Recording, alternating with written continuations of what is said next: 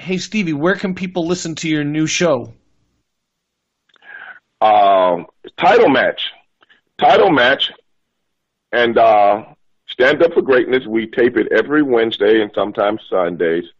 And last week we went live for our first show, and our first live show, and we had over 1,200 comments. And that's what I want to do with the fans. I'm trying to interact with them and get their comments and stuff like that. And the more ammunition I can get, the more I can really tell them what's what.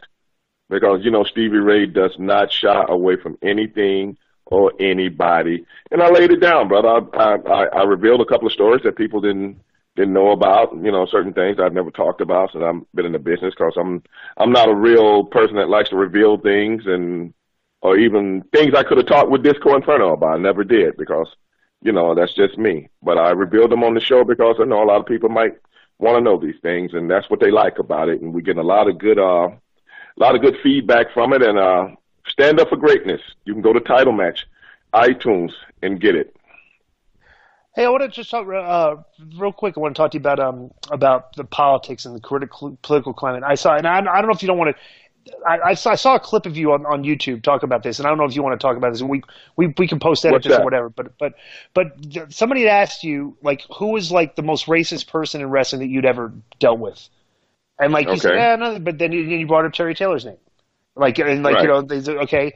But you made a great point, because, bro, we talk about racial issues on this show a lot, because it's kind of like it's a hot button topic. It's just, it's all discussion.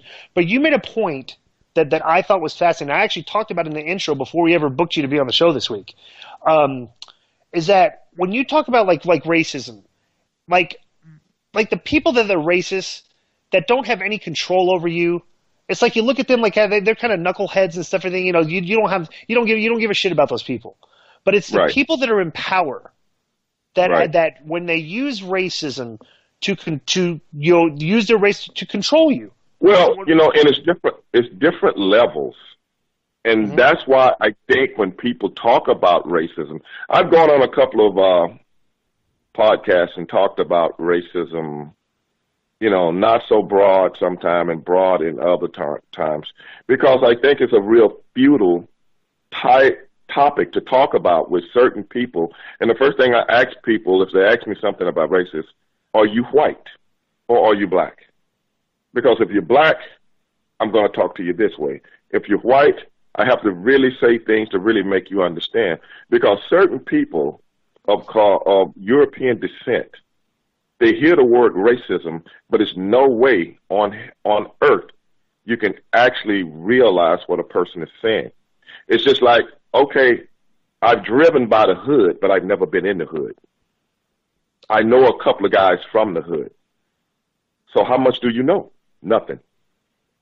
Yeah. You really just know certain words, terms, or whatever. Do you understand what I'm saying? Yeah, absolutely. Yeah. Because my whole thing is like, go ahead. No. So when I talk about racism, I think you were talking about when the guy asked me who's the most racist wrestler. Well, I could really give two shits about who's racist, and I'm wrestling them. I want, if we're in the ring working together, he better keep it together. Mm-hmm. That's the only thing I'm worried about. I don't give a fuck about him being racist. Mm-hmm. As long as you work with me, I'll work with you. You get out of line, then I got to do what I got to do.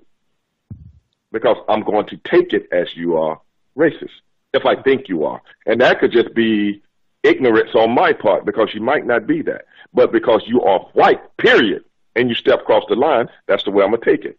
Because there's been so much systemic racism embedded in my mind. Can you understand that? Absolutely. Absolutely. Absolutely. Okay. So in essence, that's what I was telling the person that wrote the comment. But at the end of the day, that guy can't do anything to me because I'm on an even kill with him. But a guy in a position over me that has, he has a gaffle in his hand that he can hit it and then these things happen, or he can hit it and these things happen. Now he's in control of my career, and he can hurt me just because of spite, just because of hate, just because of bigotry, just because of racism in his heart, because he gets off on it. It's similar to a man that likes beating a woman. He beats her, that's one thing, but once he starts beating her, he likes it. It feels good to him. It's a fucking sickness.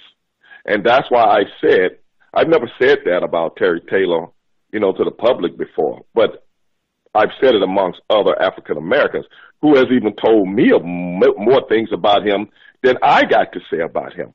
And I did not hold my tongue when it came to Terry Taylor. Terry Taylor is the worst kind of racist because it's racism for fun. Just because he can, for fun. Now, there are other people that can be racist, and you never know it, because when I get up every day, I tell everybody I'm trying to be better than the guy I was yesterday. People ask me about Hulk Hogan saying the N-word rants that was on tape, and I tell them I never had a problem with Hulk Hogan. Hulk Hogan helped me in my brother's career. Me and Hulk me and Disco talked about boxing and bullcrap all the time. Me and Hogan, we talked about cars and motorcycles all the time. Good conversations. And I don't know if the man racist or not, but I can understand certain things that are systemically put in your head as a child. They can come out when you're upset when it comes to your family. Not making excuses for him, but I know Hulk Hogan is probably the kind of guy that can work on things like that and be forgiven for it. A motherfucker like Terry Taylor, I would never forgive. Never. Yeah. Ever.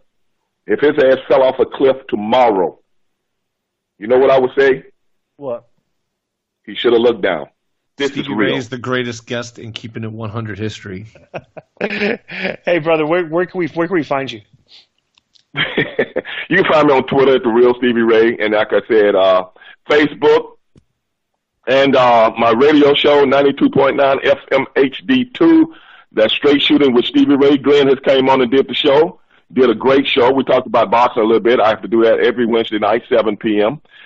And my new podcast, man, Stand Up for Greatness with Stevie Ray. Hey, laying it down, brother, doing whatever I can do. Awesome. And everybody should check. All our listeners, I encourage you to check it out. One of the coolest guys that I've known in the wrestling business. Always great to chop it up with. Very intelligent. Always has a very opinionated. No but also bullshit, an open mind. Very honest. And I love you for it, brother. I love you too, brother. All right, man. Hey, when I get out to Vegas, I'm gonna be looking for you, bro. For sure. Look me up. Look me up. I'm off on Wednesdays and Thursdays. Let's go do lunch or something out here. Oh, most definitely, bro. All right, cool, man. All right, dog. I'll talk to you Thursday. Remember, we're doing Russo's show. All right, cool.